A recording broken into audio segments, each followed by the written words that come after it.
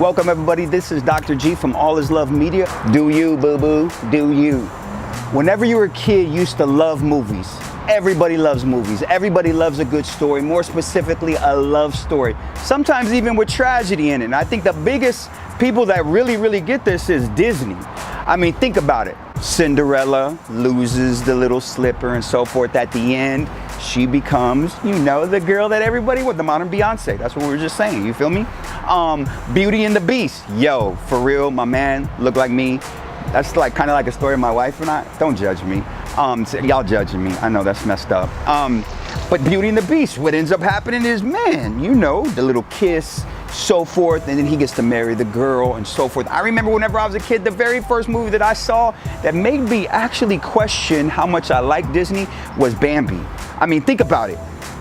Beautiful deer, outside, chilling, like, yo, what's up? You died. Like, die. And I remember whenever I was a kid, I like literally went up to my mother, I'm like grabbing her leg, I'm like crying all over. I'm a little bit extra, do not judge me.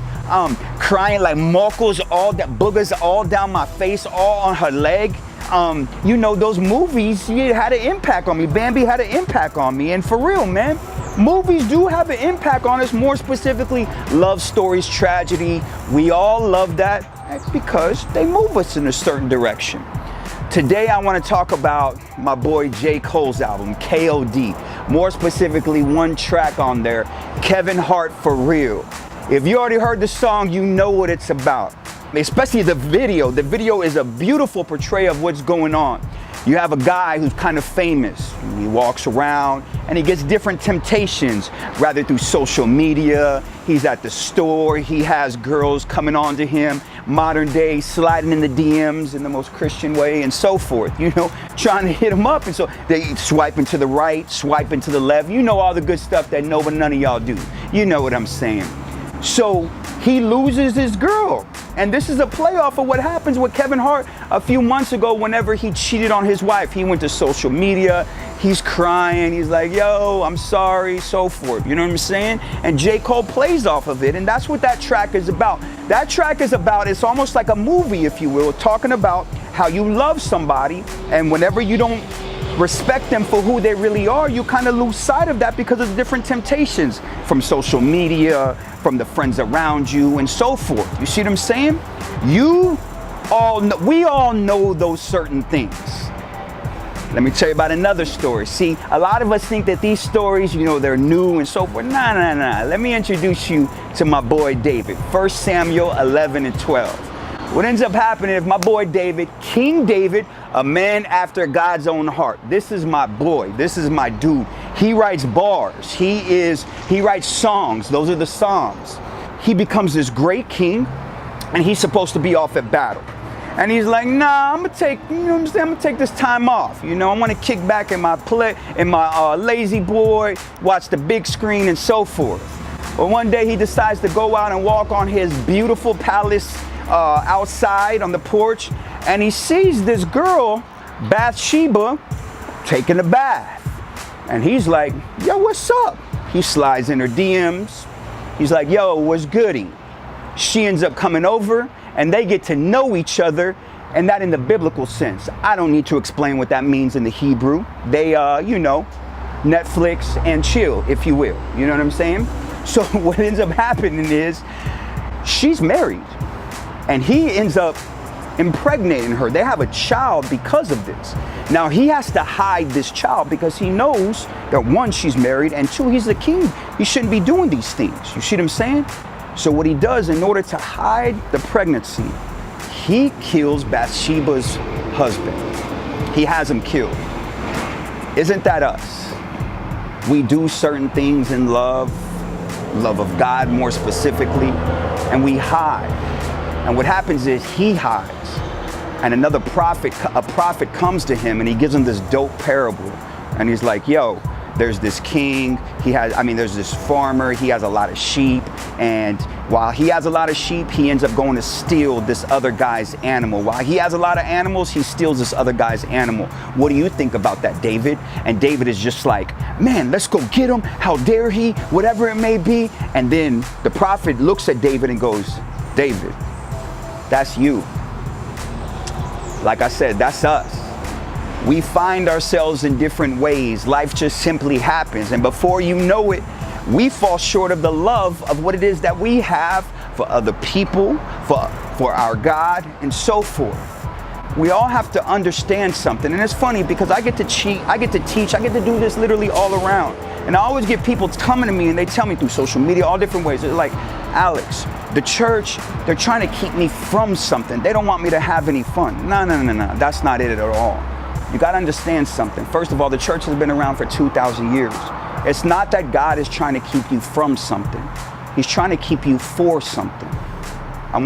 So then what would it be for? I want you to think about your wedding day. I want you to think about your future spouse. If you want to have a child, I want you to think about your future child. If it's a little girl, I want you to think about how precious and how spectacular and just how cute she is. If it's a young man, I want you to see how handsome he is. I want you to look at him in his eyes. That's who it is that you're waiting for. The wedding day. Everybody thinks about their wedding day. It's dope. It's okay. Even if you haven't, you thought about it right now. And it's dope, because we think about it like going to Walmart right afterwards, going to IHOP, right? No. We want the big church. We want all kinds of things. We want the big old dress, like 3 blocks long, with little midgets holding the little dresses, skateboarding and so forth. Why? Because it's a special day. Well, how much more special would it be if you look at your spouse in his eye? And I want you to think about it. I remember my wedding day. I look dope because I always dress fresh. That's what I do. I remember how beautiful my wife looked coming up the aisle. And real talk, she looks even more beautiful now.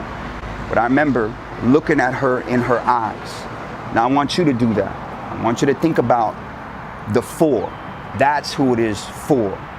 Think of your future spouse. And by the way, now I'm thinking about it. I want you to pray for your future spouse, for their family, for them and their family, for their holiness. Now I want to clear up this little thing. A lot of times whenever we come to these different talks, we hear about chastity. And statistically speaking, a lot of people have already gone down that road. That's the beautiful thing about Jesus. It's like a restart, buddy. Because when you really get at the biblical text, you understand that it's not talking about virginity per se. Now, I want to make sure I say this. Virginity is dope, and I think that that's good, and it's definitely need to be talked about. You see what I'm saying? But the biblical text talks about purity. Purity is everything that you put in. Purity is Kevin Hart at the store. All those different people coming in. Purity is looking at your phone late at night when nobody else is around. What are you putting into your mind? Purity is those different songs and so forth that we listen to. And they're telling us to do this. They're telling us to smoke this. They're telling us to treat women, treat dudes a certain type of way. That's all those things putting inside of us. Those are affecting our purity. But again, I'm going to go back to this. If you haven't gone down that road, that's dope, for real. Think about your future spouse and so forth. But if you have, I want you to do the same exact thing. Think about your future spouse, your future children and so forth. That's who it is for, your future family and so forth. You feel me? But what we're talking about is the beautiful love of how Jesus is like a restart button. More specifically, take your behind. I love people whenever we talk about this. Take your behind to reconciliation, because it is a restart button. It's like a car wash for your soul, if you will. You feel me? Because that's not Jesus that's not the priest in there. That's Jesus in there, waiting for you, beckoning you, calling you each by name. So check this out. Kevin Hart for real is for real. It talks about all those different things that have an influence in us that affect our purity. David, he understood that, and he fell short. But David ended with this. Whenever that prophet told him, yo, that's you, David went back to his room, if you will. He sat with God, and he wrote Psalm 51, where it says, search my heart, O God, cleanse me. That's beautiful. And whenever you do that, you find out that you can really do you.